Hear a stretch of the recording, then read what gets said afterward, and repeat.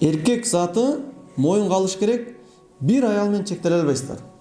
Бургандан сырткарба нике кыйса жарай тургандар менен, намахрамдар менен кол алышып көрүшүнүн күнөөсү ушундай туугандар. Пайгамбарыбыз дагы ла усафихун ниса деген, мен аялдар менен көрүшпөйм кол алышып депчи. Бүгүн иншалла сиздер менен ыйык жума күнүндө сүйлөшө турган темабыз үйлөнүү жөнүндө сүйлөшөбүз. Нике жөнүндө. Эми нике жөнүндө сүйлөшөбүз дегенде ойлобоңуздар, биз эми көбүз үйлөнгөнбүз, бойдоктордун 2-3 эле болсо керек деген ой болбосун. Бул тема баарыбызга тиешелүү. Анткени баарыңыздар бойдоксуздар. Ойлобоңуздар, бирди үйлөнүп койгондо эле болду, үйлөндүм делинбейт алчы. Али нар жакта бир жолу бир семьясы бар адамдар али 75% бойдок эсептелинет. Али 3 орун бар. 2 семьясы барлар али 50%га бойдок эсептелинет. Мына ошондуктан бүгүнкү тема баарыңыздарга тиешелүү. Көңүл буруп айтасыздар да. Сөздүн башында мына сөз менен баштайлы. Бүткүл пайгамбарлар деп неге айтып атабыз? Анткени дүйнөдө кантип жашашыбыз керек экендигин пайгамбарлар үйрөтөт. Туурабы? Буга чейинки мындай философтор, кайсы бир мотиваторлор үйрөтсө, булар кайсы бир жерден бирөөнүн практикасын, бирөөнүн жазып койгон китептерин окуп үйрөтөт да, же өзүнүн башынан өткөн. Булардын бардыгы туура болуп чыга бербейт. А бирок туп-туура жашаш Аллах үйрөткөн, Аллахтын буйругу менен жашаш болот. Аллах Таала кантип бизге үйрөтөт? Пайгамбарларды жиберген, алардын семьясын, үй бүлөсүн кандай болгондугун көрсөтүп, тиричилиги кандай болгонун көрсөтүп, пайгамбарларды жиберген. Пайгамбарлардын бардыгы, ушул жерде угуп коюңуздар, пайгамбарлардын бардыгы үйлөнгөн булар. Пайгамбарлардын бардыгынын аялдары болгон. Алла Таала Кур'анда айтат, Нур сүрөсүнүн 32 аятындачы. Ва анкихул айяма минкум ва салихин мин ибадикум. Силер үйлөнгүлө. Анкиху дегенде бул важип деңгээлдеги да буйрук. Үйлөнгүлө араңардан бойдокторуначы.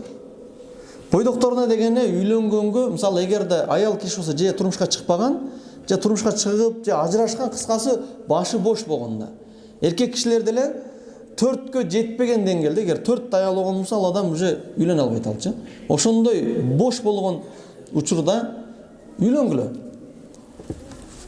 Ва салихин мин ибадикум. Эгер эркинге күчүңөр жетпей турган болсо, анда күңдөрдүн арасынан дагы солихтерден, ыймандуу жана өзү түз жүргөндөргө үйлөнгүлө. Ва якуну фуқара. Ушул жерде бир вопрос келет да, көпчүлүктүкүндө. Кедей болсо эмне болот депчи? Азыр ар бир мына теманы даярдаштан алдынан бир-эки инилерибизге чалып, кишини ашар болот эле, жөн сүйлөп койдук. Мурун деле сиздер билесиздер, бирок мына теманын алдындачы. Үйлөнбөйсүңбү десек, 25ке чыкканда үйлөнөм дейт. Мынчага чыкканда неге себеп дегенде, бутка туруш керек депчи. Пул табыш керек, ишти орунга коюш керек, үй салыш керек. Ошо түшүнүк каяктан келди деген нерсе бар да. Алла Таала айтат, аяттын котормосун көтөрөлү. Неге кеч калгандын себеби дегенде бул пулду маселе кылтат. Ва якун фуқара югнихумуллах. Эгерде кедей болгон болсоңор, Аллах Таала өзү беймуктаж кылат силерден. Мин фадлихи, өзүнүн артыкчылыгынан. Биз дагы бардыгыз, бизде байыбыз ам, кедейбиз ам Аллахтын артыкчылыгы менен биз бай болуп жүрөбүз, туурабы? Эгер сен кедей болсоң, сени дагы эле ошо башка байларды беймуктаж кылган сыяктуу эле силерге дагы Алла Таала берет. Валлаху васиун алим. Аллах Таала кең, бардык нерседе кең, жана Алла Таала билет. Экинчи бир аятта, Ниса сүрөсүнүн 3-аятында фанкиху деп буйрут. Бул аяттар карасаңыздар, Аллах тарабынан буйрук болгон жактарын гана окуп атабыз да. Биринчи аяттагы ушул ванкиху үйлөнгүлө деген буйрук менен келди. Аллах Таала буйруп атат.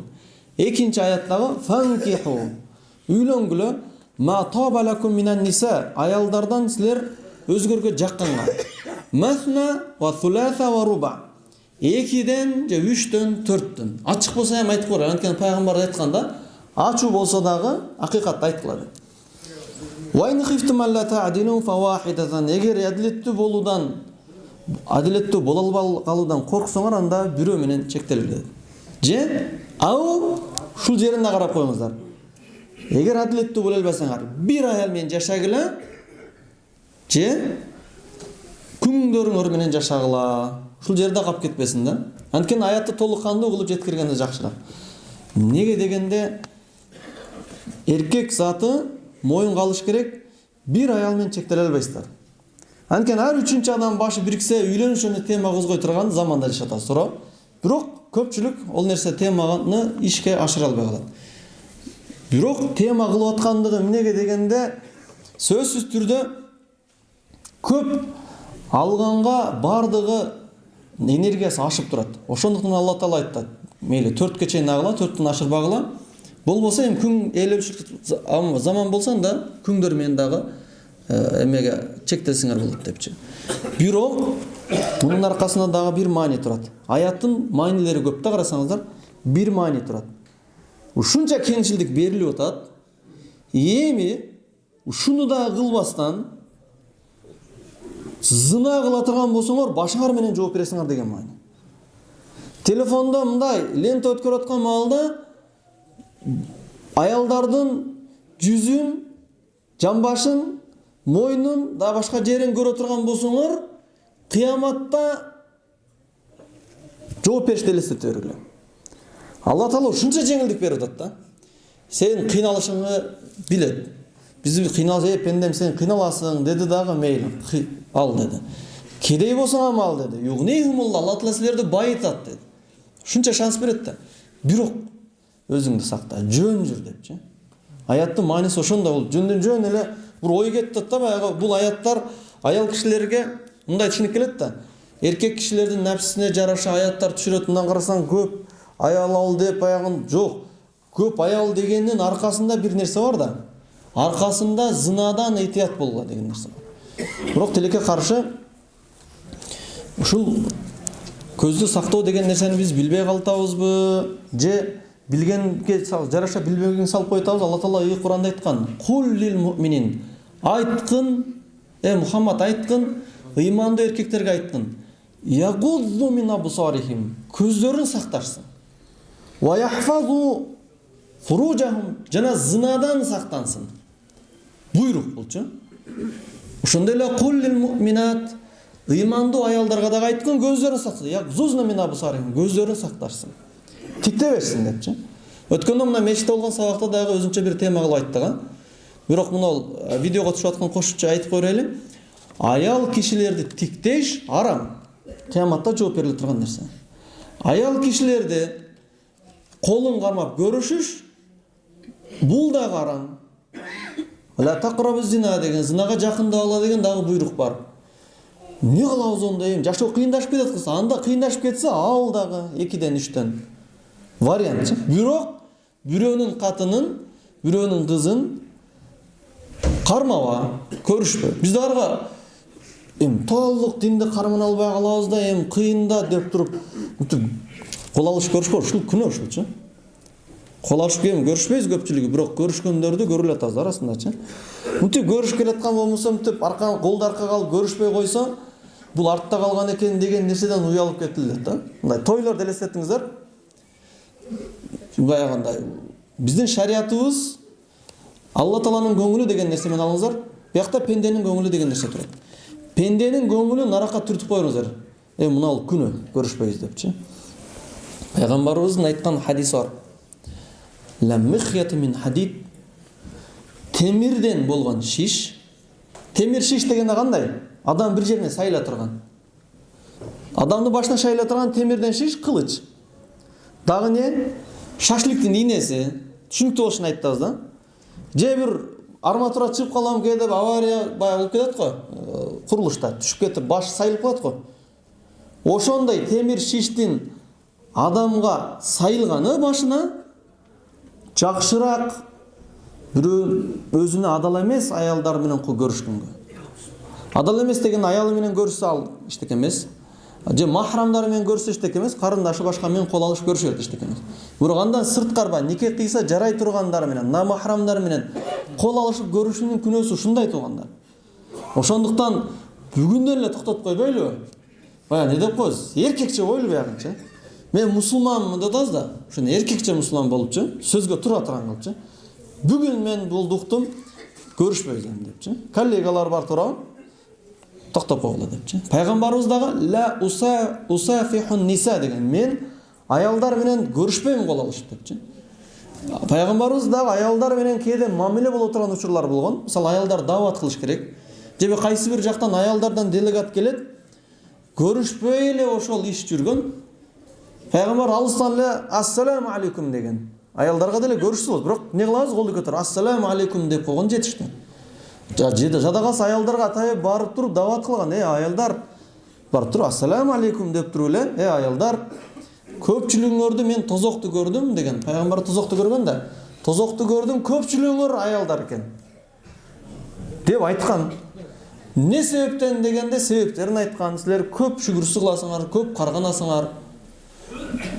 Ушу жол менен кетирсек болот. Мен болбогон бир варианттарды айтпай атабыз.